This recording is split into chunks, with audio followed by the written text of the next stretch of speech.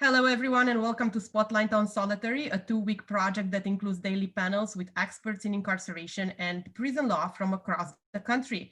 My name is Adelina Iftene. I'm a law professor at Schulich School of Law, Dalhousie University, and I will be the host for today's event.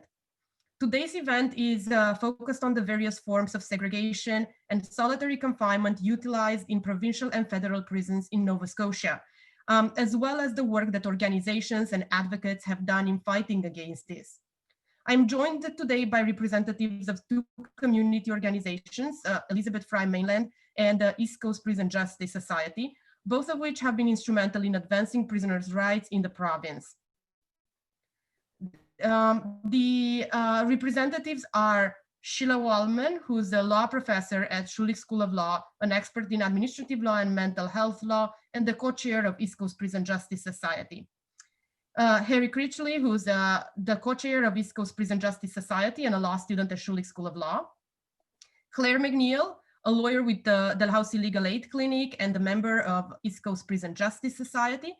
And Emma Halburn, who's a lawyer and the executive director of Elizabeth Fry Mainland. So welcome, everyone. I'm thrilled to have you here and to chat a bit with you about the work that this organization have been doing around solitary confinement.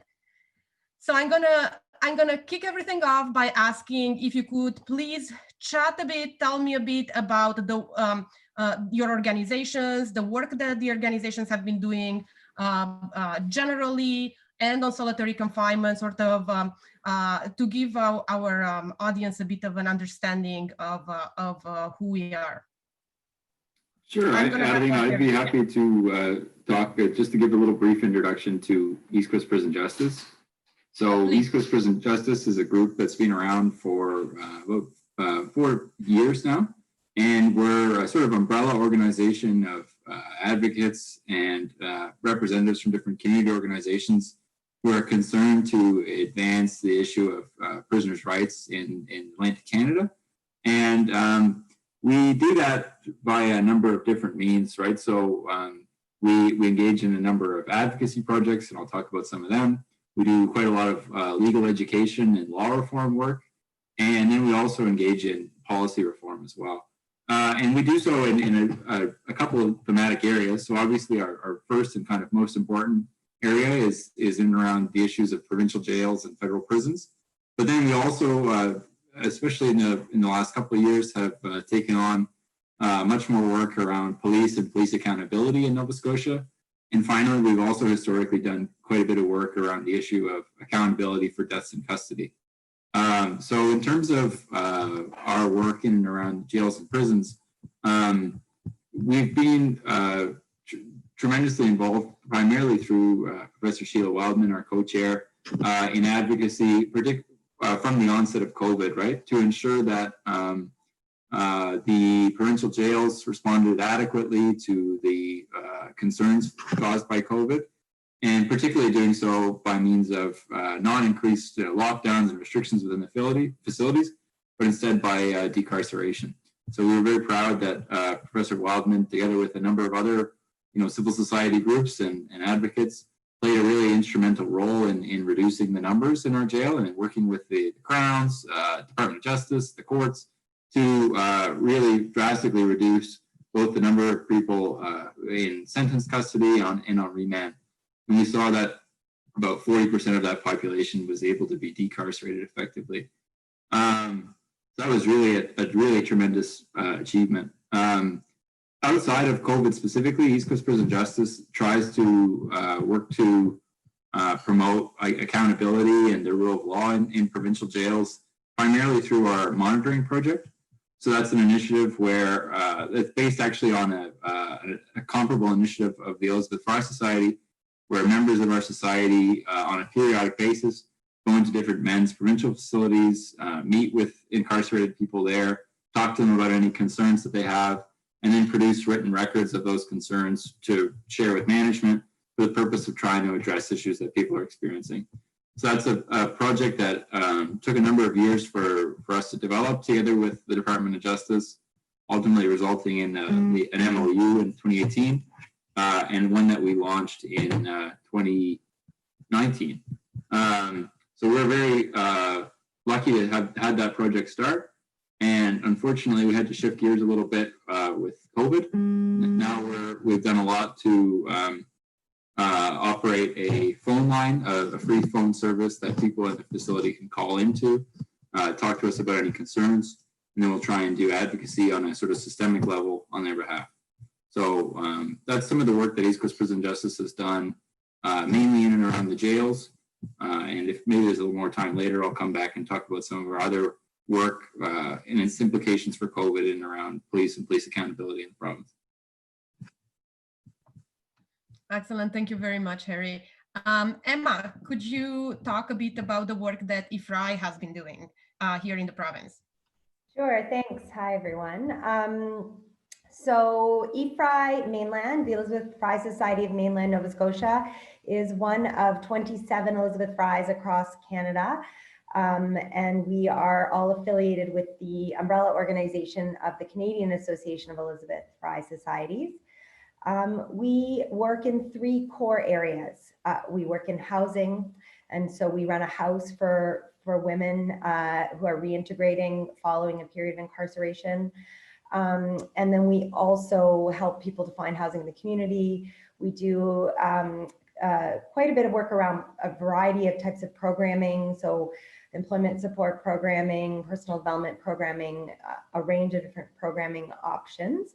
And then this final piece that is the most pertinent to the topic today is we do both legal and sort of more broadly political advocacy with and on behalf of both criminalized, incarcerated, and then reintegrating women, trans folks, and non-binary folks who are generally housed on the women's side of both federal and provincial corrections. And so in that work, we do a wide range of different things, everything from actual litigation. So we represent clients on habeas corpus, at disciplinary hearings, at the parole board.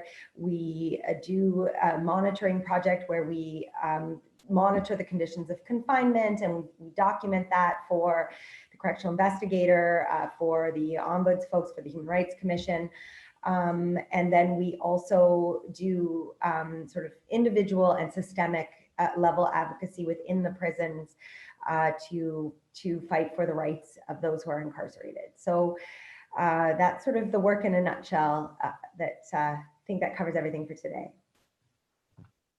Thank you so much, Emma. So the next question that I think would be helpful for our audience before we get into the meat of the conversation, could you provide just a very brief overview and perhaps like a quick definition of the various types of solitary confinement that you have encountered in your work? So I'm going to start here with Claire. Claire, based on the work that you have been doing with East Coast Prison Justice and outside East Coast Prison Justice, what are some of the types that you have seen in provincial jails? Thanks, Adelina, and hello, everyone. I would say it's a moving target. So traditionally, people thought of solitary confinement. Those words aren't used in our provincial legislation, and that's going to be my focus tonight, is talking about what people face who are in provincial institutions. What we do find in our legislation is the term close confinement. And so traditionally people understood that that was how solitary confinement came about in provincial institutions. It was defined by the statute. It was, further, there were further procedural protections provided in the regulations. We knew it was, they were, if you were in close confinement, you were entitled to no less than 30 minutes out of your cell every 24-hour period. It was intended to have be capped at a certain number of days. And so that's what we understood was close confinement. But in more recent times, we've come to learn that in fact, it's imposed in a variety of ways in provincial institutions, and it has less to do about the individual and traditionally close confinement was applied for disciplinary reasons. There were a few other reasons where it could be imposed, if, for instance, if a prisoner requested it and so forth. But typically it was in situations where someone had been subject to a disciplinary penalty. But then we found that there were more and more situations where there were no disciplinary actions against prisoners, but because of the needs of the institution, I'm going to call it, and those were varied, that people were being confined to their cells. And so I hope to talk about that in a little bit more detail later on in this session. But those forms of confinement are sometimes called administrative segregation. Sometimes they don't even, they're not even recognized formally. Just prisoners experience that they are being locked in their cell, and it's not a place, so it's no longer a unit within the prison. It could be any wing or any range that the superintendent decides will be where the prisoners en masse. It's also kind of it's a general, often imposed as a general rule on a range of prisoners in a particular part of the prison where their liberty will be restricted. So that's what we're seeing more and more. And it's a harder one to get at for sure. Lockdowns, administrative segregation is definitely an area where I think prisoners are struggling to get their voices heard. Thank you, Claire. Emma, what are some of the common types of isolation, segregation that normally you see in the work that you do with women in federal prisons? Yeah, so we are in both the provincial and the federal institutions here in Nova Scotia. And so what we see in the provincial institutions, I was going to say, mirrors what Claire has just described on the women's side or with trans prisoners as well. In the federal institution, of course, I started this role in 2014. And so I've been monitoring the conditions of confinement in federal institutions through the process of moving away from segregation into what is now called the SIUs, which are the secure intervention units. Difficult to remember what they're called as they are to really put your finger on how they've actually changed from segregation. But ultimately, these are cells in the federal institution, and we go into the one here at Nova, which is located in Truro. And it is the only federal institution for women in the Atlantic. And so women come from the entire Atlantic to be housed at and imprisoned at Nova. And they are cells where women can be held for administrative purpose, so security, safety to themselves, safety to others is the sort of traditional definition, as well as, of course, disciplinary reasons. And most recently, and what I'm going to be talking about today, those cells have been used for dry celling. So the practice of holding somebody in a cell for the purpose of a search. And I'll get into far more detail about that coming up shortly. Of course, following the litigation in British Columbia and in Ontario, we have seen more limitations placed on the use of segregation or solitary confinement or close confinement, however you may call it. It is all the same thing, which is having someone held in a cell for 24 hours a day with no more than 1 hour out of their cell, extremely limited access to programs, limited access to the outdoors, limited interpersonal contact with anyone other than the odd guard who may come to bring you food and so on. So that it looks the same in the men's institutions as it does in the women's institutions, and it's tremendously oppressive and tremendously difficult, particularly for those with mental health challenges, and we see it used frequently with individuals with extreme trauma, extreme mental health challenges, highly prevalent among Indigenous prisoners, and ultimately just a very damaging form of imprisonment and isolation. Thank you, Emma. Okay, so let's get now into the substance of the conversation for tonight, and I'm going to start with you, Claire. Can you provide us with an overview of some of the important litigation that has occurred in the province in response to the use of segregation in provincial prisons? I'll do my best. In the time assigned, I'm going to just hit on a couple of important cases that have been decided, and I wanted to go back to what I was saying before about the kind of shifting target of solitary confinement in provincial institutions and what we're seeing. So I'll start with close confinement, where the legislation, is pretty specific. It used to be limited to 15 days continuous, and now it's been reduced for adults to 10 days or 7 days if you're a youth.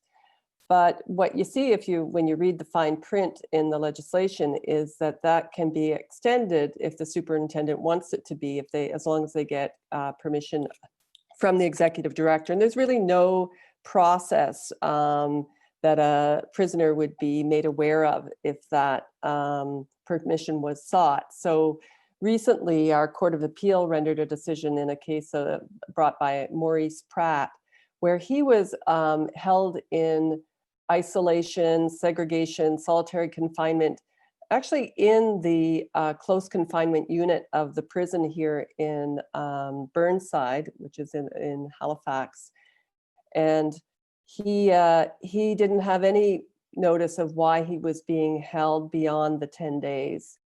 And so he filed a habeas corpus application, and he specifically identified that he hadn't been given reasons for his continued detention in close confinement.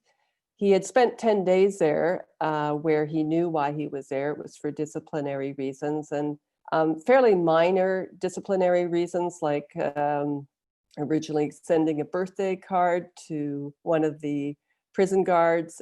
He received a few days for that.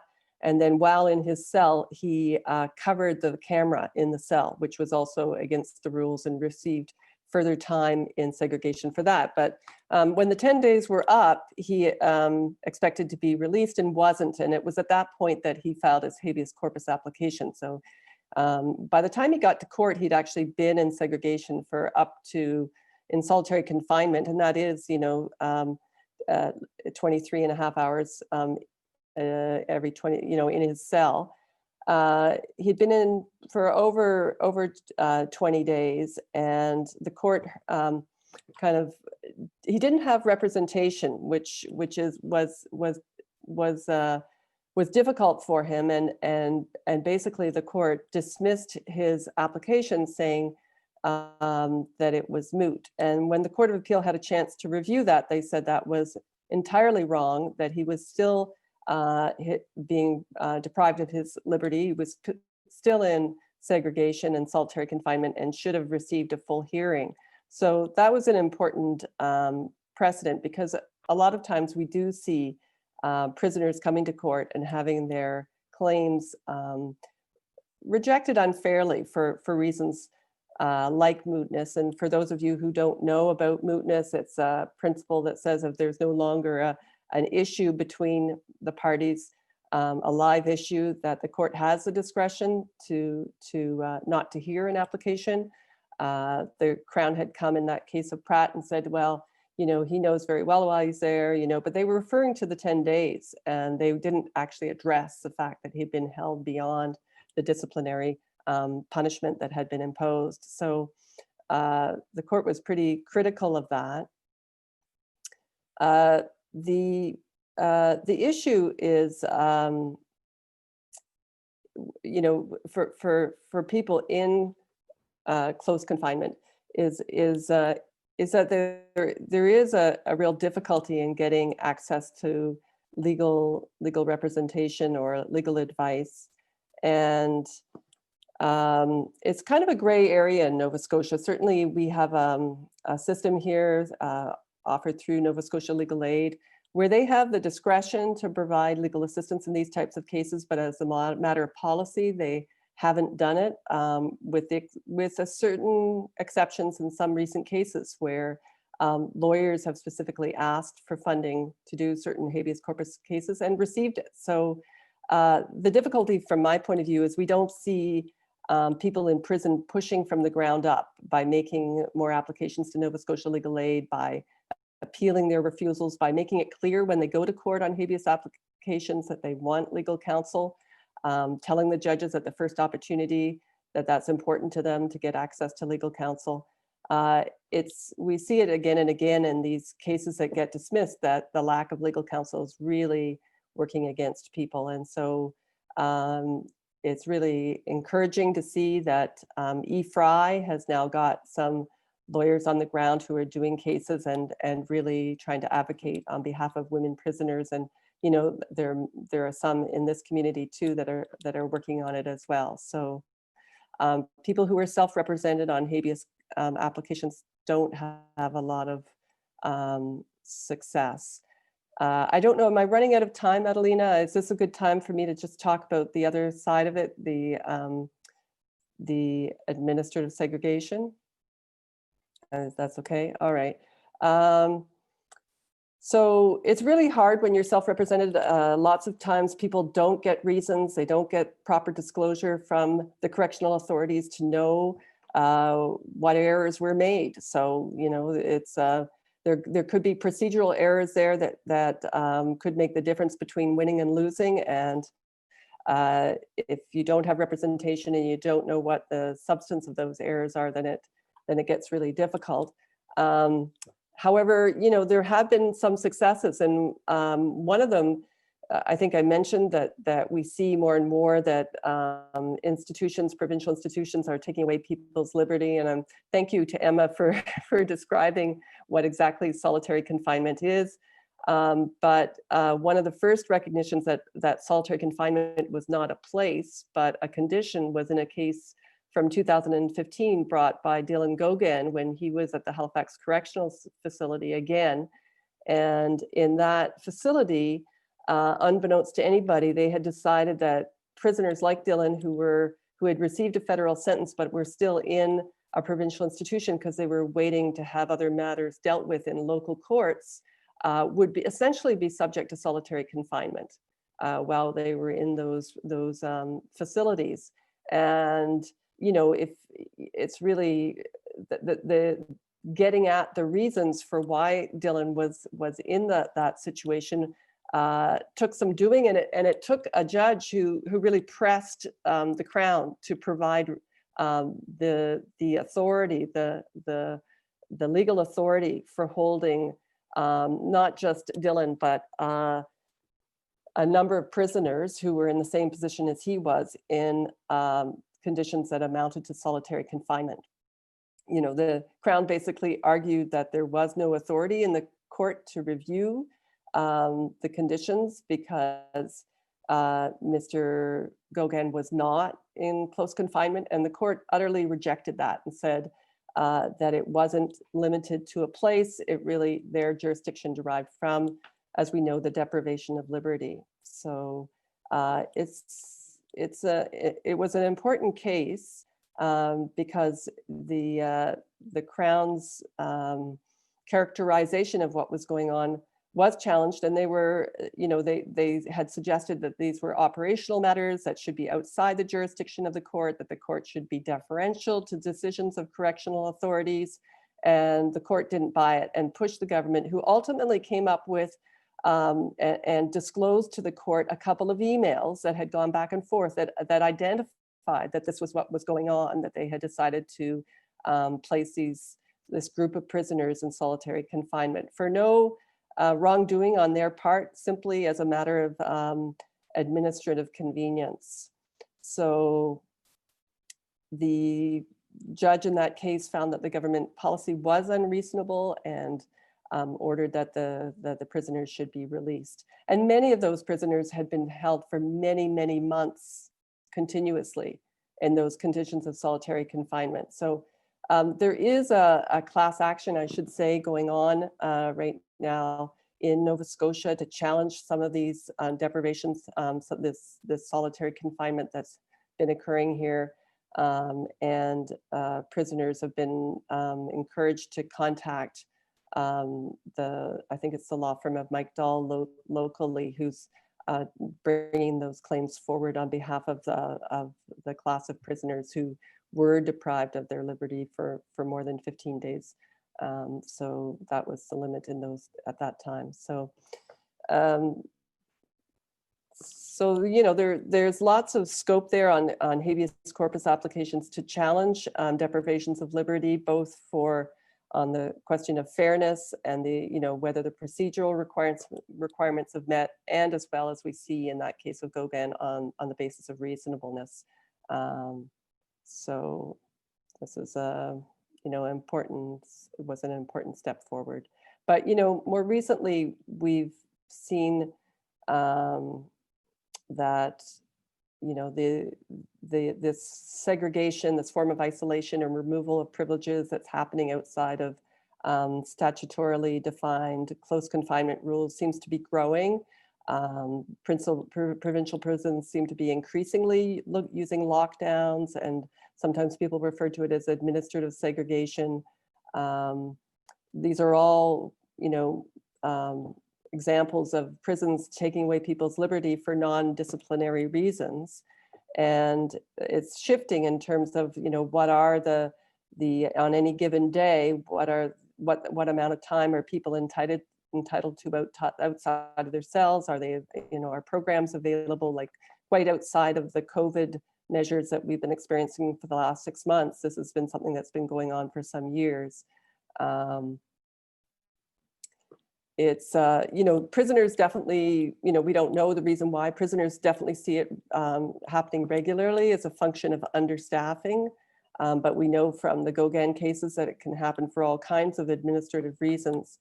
But, we also know that type of solitary confinement and segregation and exclusion leads to feelings of depression and hopelessness and despair.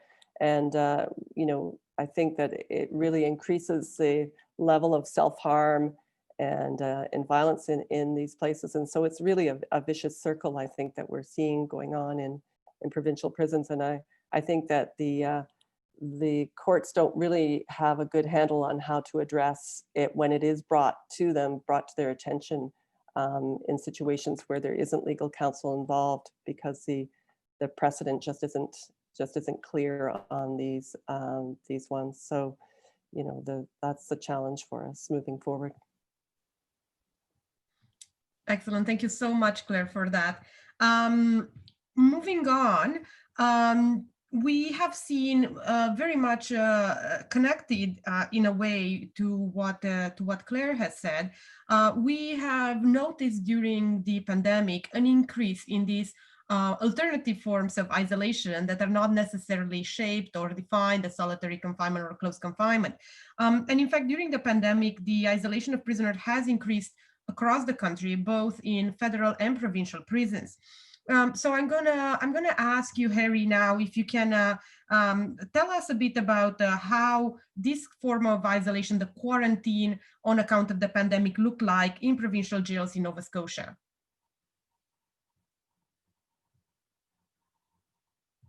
You're gonna have to unmute though. Thanks.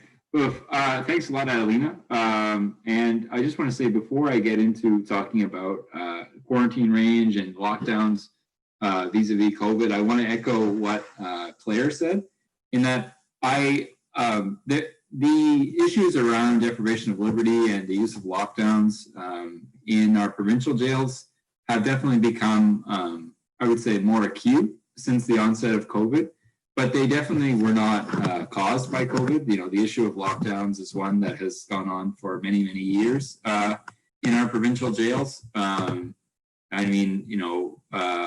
think especially since the strike at the Burnside jail in 2018, there was a really significant shift in the approach of staff and a really significant increase in the frequency and duration of lockdowns in the facility.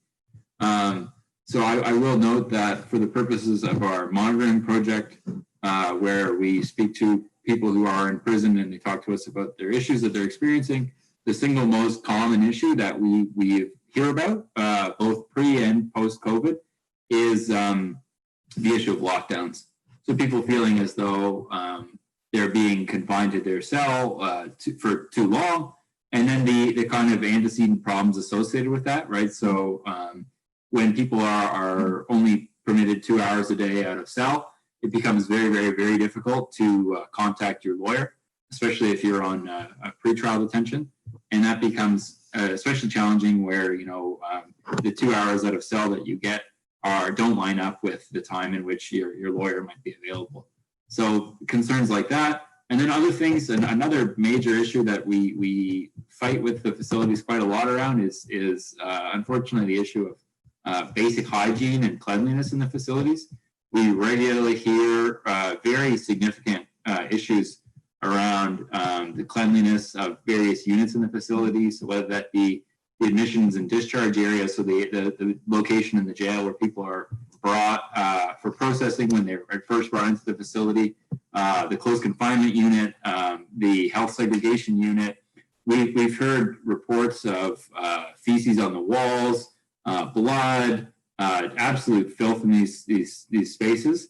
And in addition to those kind of just biohazards, a total lack of any kind of cleaning products that anyone could access.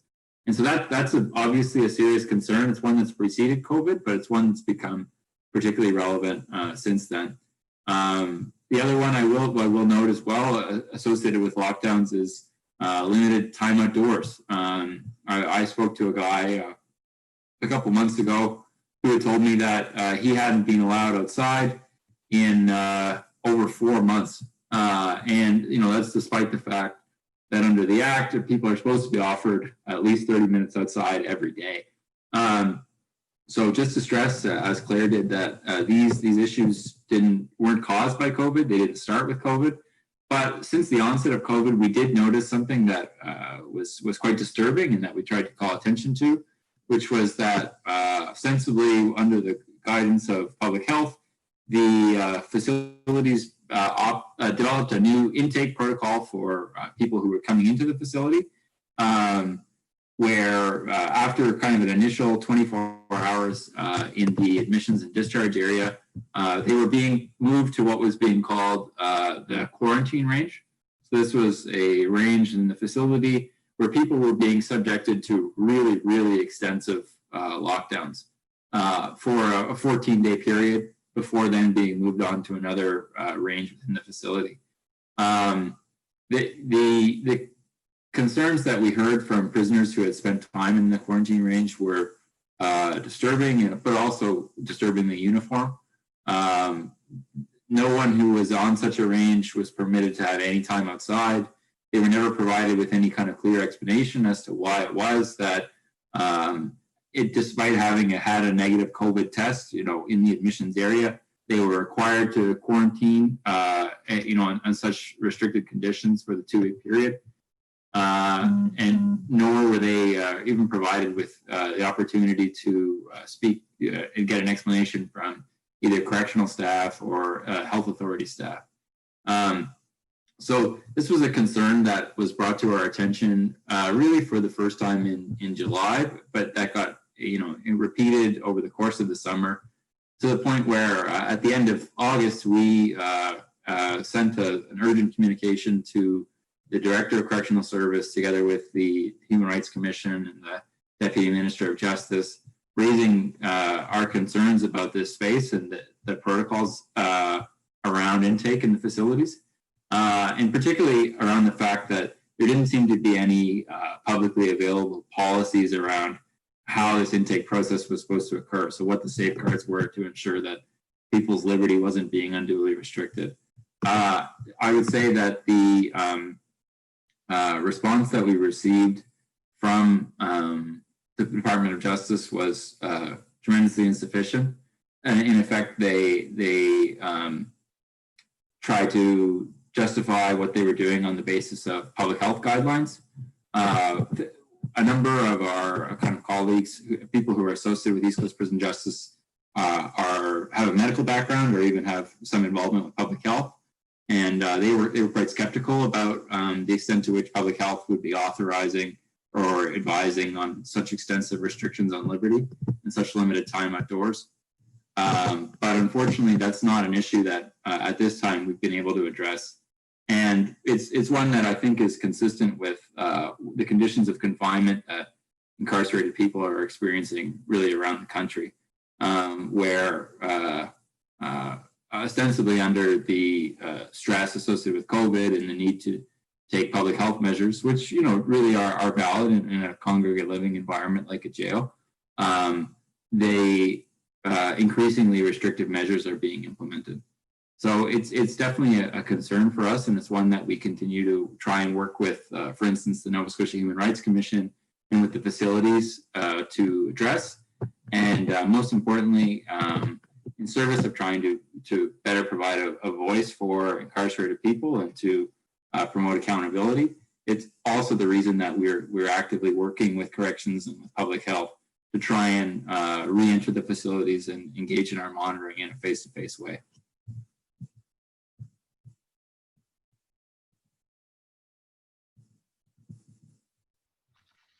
Excellent. Thank you very much, Harry.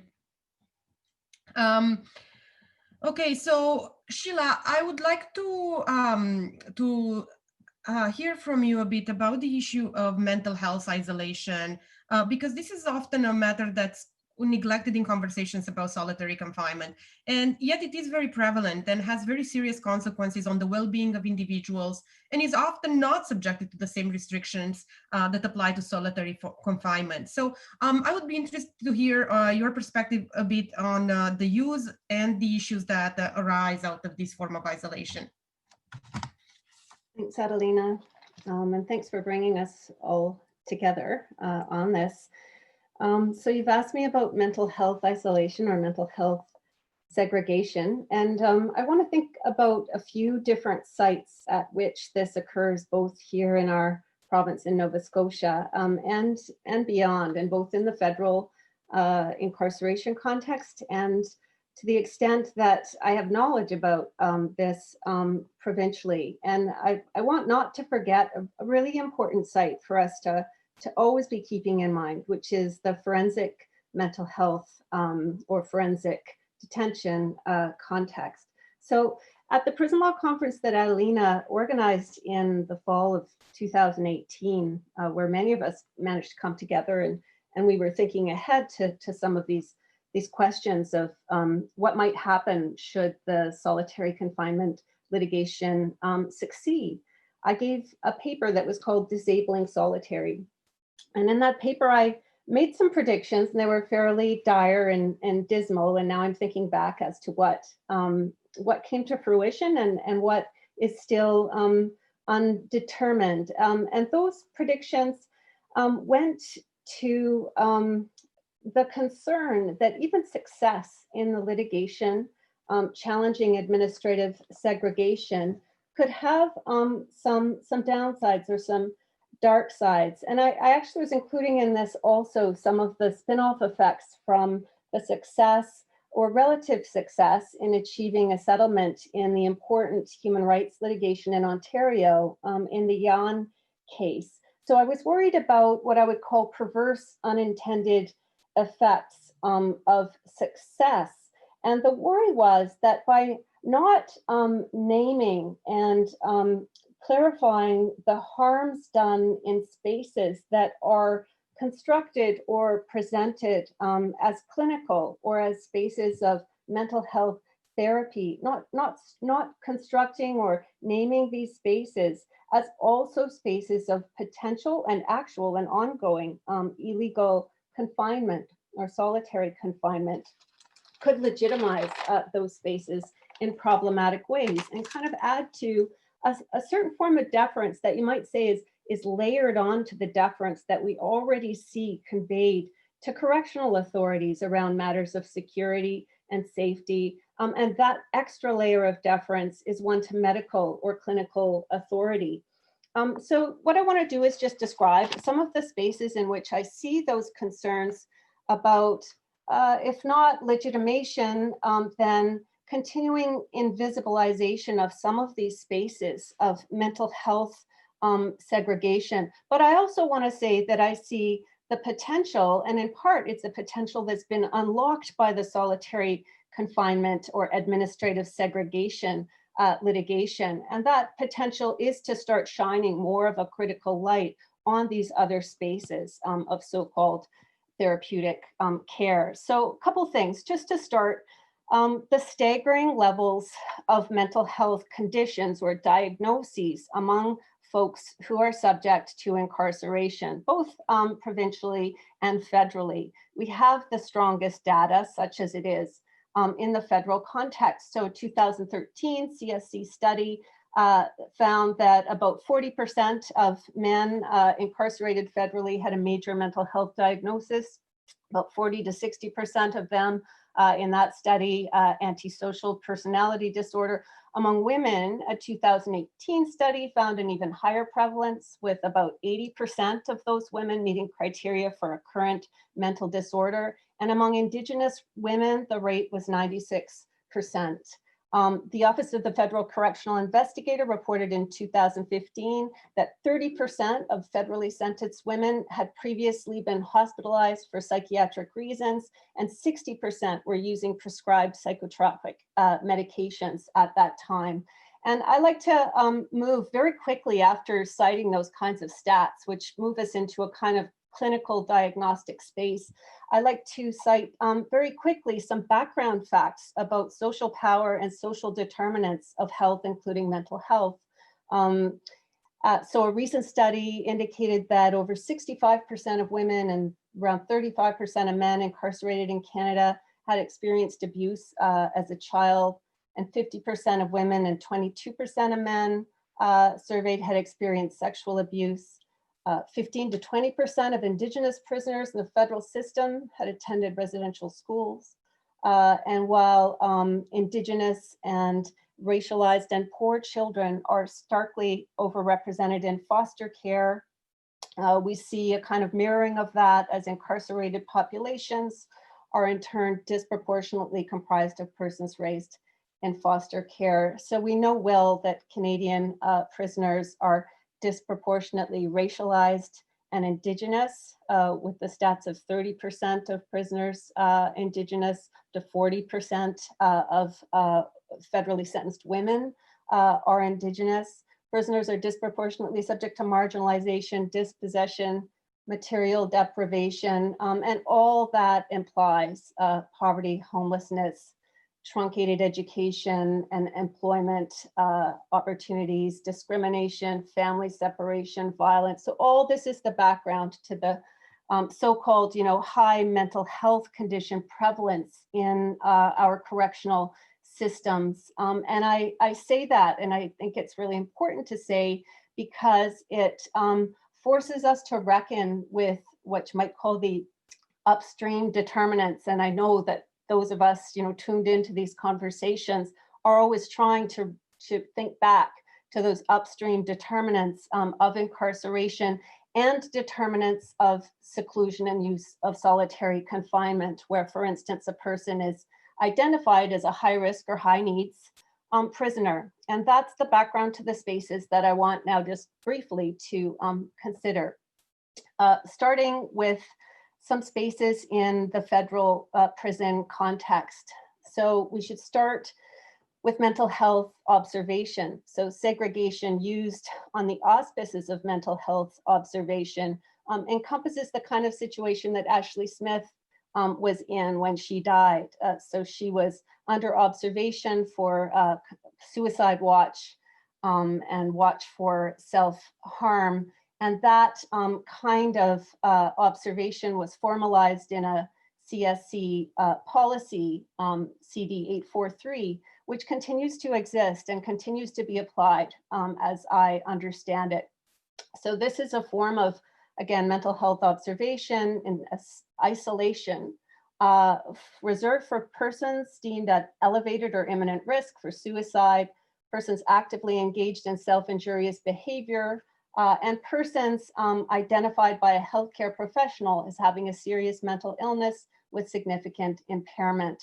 And you might think that this is a sort of alternative clinical space that's somehow more caring than administrative segregation, which, as we know, those of you tuning into this, was deemed unconstitutional by the Ontario and BC appellate courts.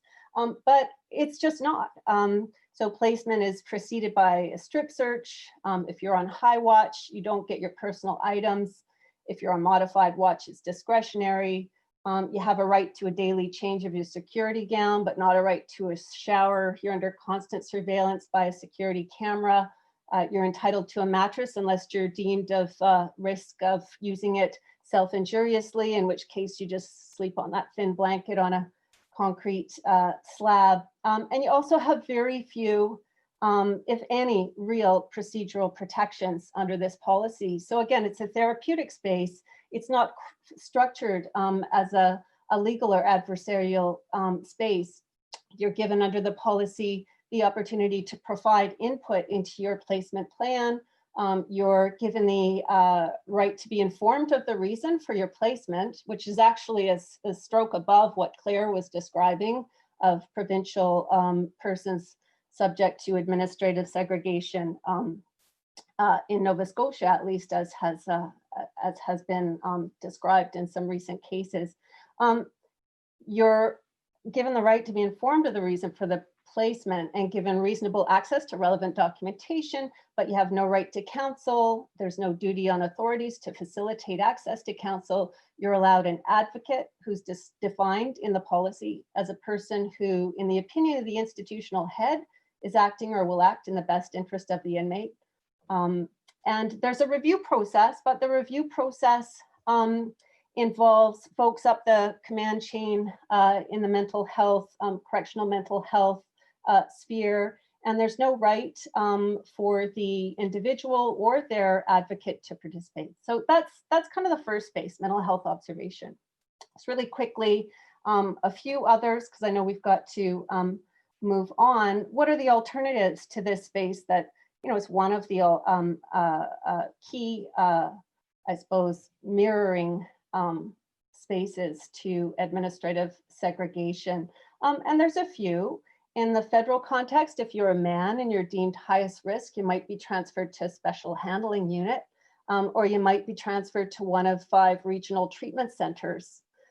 If you're a woman, you might be placed in one of the structured living units, which Emma might be able to tell us something about, or you might be transferred to the regional psychiatric center in Saskatoon. If you're a man or a woman, you might be transferred to one of the therapeutic ranges, which were described in the recent report of the Office of the Correctional Investigator. Or you might be transferred to an SIU, Structured Intervention Unit. Just to list these really quickly, the regional treatment centers in 2017 were described in an independent review as having low staffing ratios to patient needs, which the report said can result in the overuse of segregation and clinical seclusion practices. So what about the SIUs? I'm not going to speak to those. I know that many others involved in these discussions will be talking about the structured intervention units and the ways that they have duplicated and perhaps exacerbated some of the problems of the preceding regime of administrative segregation. But in the recent report of Professor Dube, he does note some of the disproportionate effects that are felt by folks with mental health conditions within the SIUs. So he says that prisoners placed in SIUs because CSC thought this was the best way to ensure the safety of the prisoner. Those folks disproportionately had mental health needs prior to being placed in the SIU. And he also speaks to the elevated likelihood of those who are subject to multiple transfers to the SIU having mental health conditions. So the SIUs, beyond what I've just described, are clearly established in the Dube report to be replicating of the kind of prolonged and intensive solitary or solitary-like conditions that were deemed illegal most recently. Therapeutic ranges, I encourage people to look at the report of the Office of the Correctional Investigator, who said that these were designed to be sort of intermediate types of mental health care units, and were designed to divert prisoners away from admin segregation.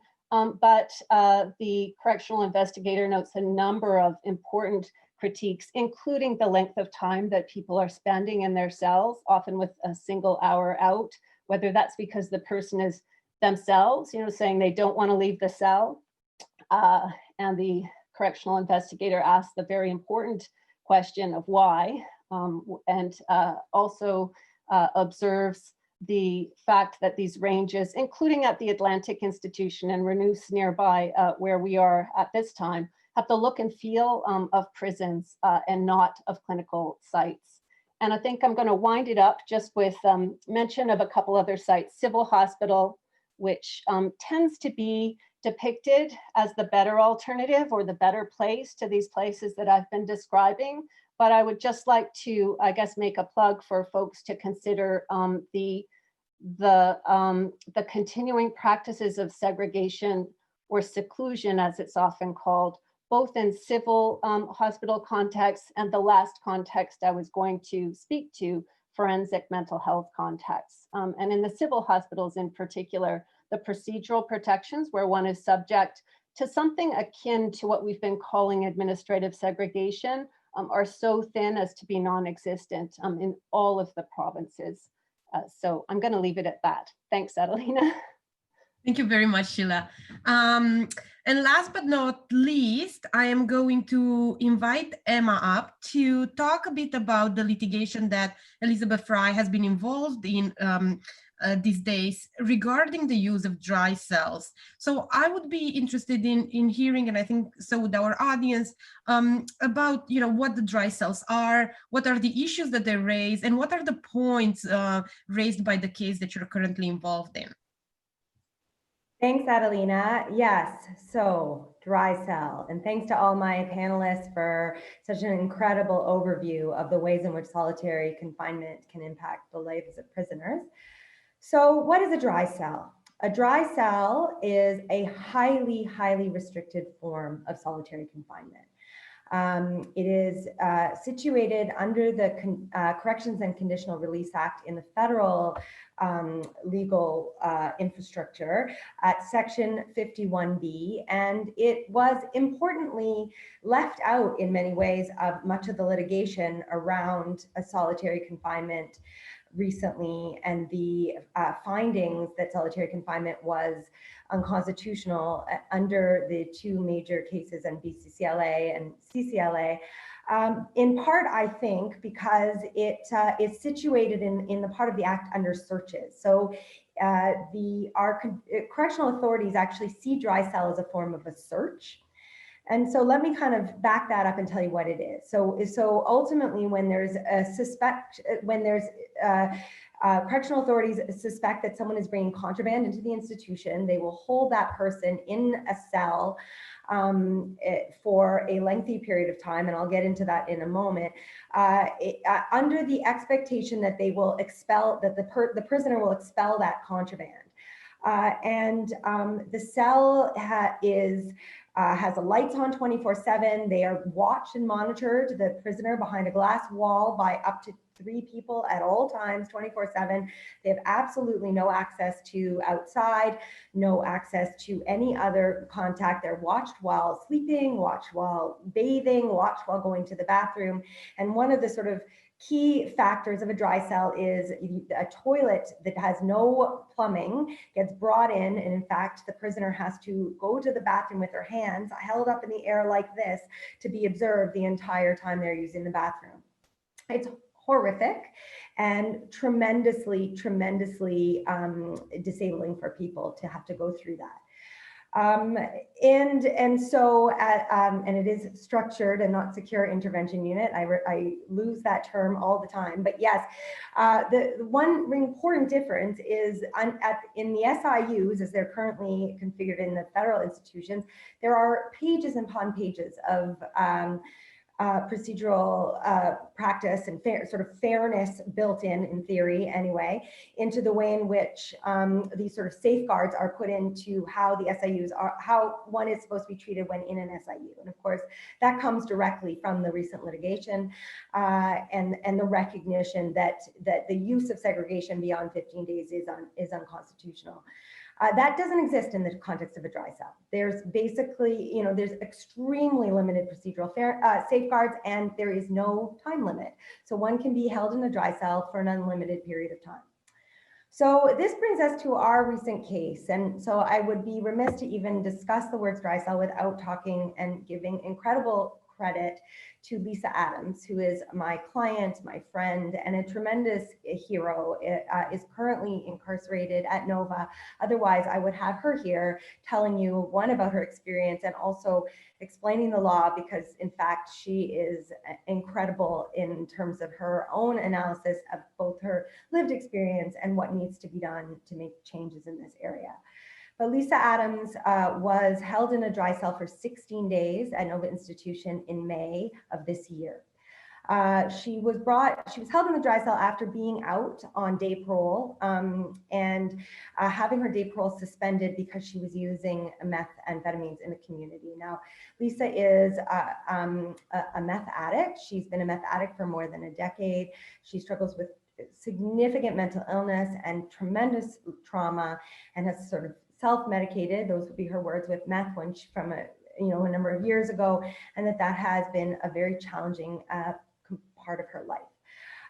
And so she's also a first-time prisoner, first time in the federal institution, and she was serving, or is currently serving, a sentence of 2 years plus a day. Lisa was on day parole in Sydney and had her parole suspended, and when she went back in, she did bring into the institution with her in her vaginal cavity a singular cigarette. When she was in the quarantine unit and she was being quarantined, similar to how Harry described it, upon returning to the institution, she did smoke that cigarette, and that created that caused guards to come to the house, her quarantine house, do a search. There were some trace elements of meth on her hands and in her clothing. She hadn't bathed since being out in the community and using meth. And there was, this prompted prison staff at Nova to actually review the body scans that had been done in the provincial institution, and which had initially said that she had no contraband inside her, and all of a sudden, upon the review of these scans, she was deemed to have multiple balloon-like things inside her cavity. She was suspected of having these in her vaginal cavity. And so she was then placed in the dry cell. And of course, the dry cell legislation, which is at section 51B, in fact, speaks specifically to the expulsion of contraband. However, for those of you who sort of know basics of anatomy, nothing expels from your vagina other than a baby, and that takes a lot of effort. It doesn't expel very easily. And so the legislation really doesn't speak to the possibility of having something or being accused of having contraband in your vaginal cavity. As such, Lisa had no way to prove that in fact she didn't have anything in her cavity, and found herself in a number of incredibly difficult circumstances. And in the end, 15 days later, had to convince a doctor to provide a pelvic exam, i.e. sort of a gynecological exam, but to check the placement of her IUD, and then had that doctor indicate that there were no foreign objects inside her vaginal cavity. And that was the only way she ended up getting herself out of this dry cell. While she was in dry cell, she did contact us at EFRI, and we did file a habeas corpus. And so we filed a habeas corpus to get her out of the dry cell. But once that habeas corpus was filed,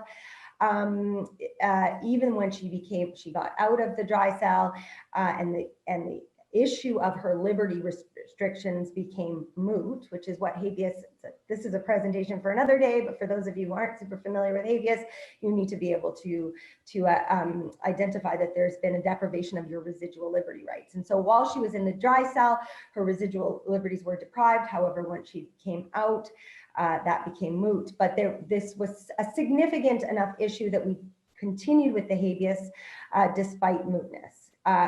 And really, this litigation, which just occurred last Monday, and we're waiting on a decision right now, became a constitutional challenge. And it came in 4 area charter grounds. So Section 7, life, liberty, of security of the person. Section 8, of course, which is the searches, because this is a highly invasive search. Section 12, which has to do, of course, with cruel and unusual punishment and those types of liberty restrictions. And then Section 15, because both on the grounds of gender, because of the problems with this piece of law as it pertains to vaginas, and also on the grounds of her mental health. And so we were seeking, and we are seeking a declaratory relief under Section 52 of the Charter to actually have this dry cell provision within the CCRA struck down. You know, that's where the legislation currently, that's where the litigation currently stands. We're waiting to see what the decision will be. The judge did reserve on the decision.